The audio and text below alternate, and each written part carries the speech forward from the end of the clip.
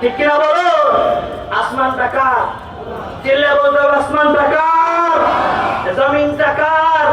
এই জমিনের উপরে আল্লাহ তাআলা আসমানের নিচে বিধান চলবে কার? চিল্লা বলতে হবে কার? মুসলমান।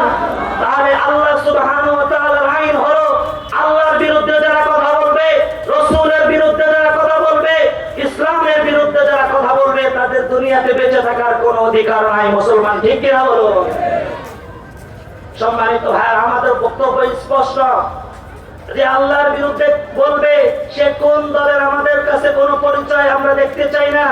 ঠিক কিনা বলুন? আমরা তার কোন দল বল আমরা দেখতে চাই না। আমরা দেখতে চাই এইটা, যিনি আল্লাহ সুবহানাহু ওয়া তাআলার বিরুদ্ধে কথা বলেছে তার দুনিয়াতে বেঁচে থাকার কোনো অধিকার নাই। ঠিক কিনা বলো? সম্মানিত ভাইরা, আমার আলোচ্য বিষয় হলো, আমি ইস্তেগফার নিয়ে কথা বলতে চাই।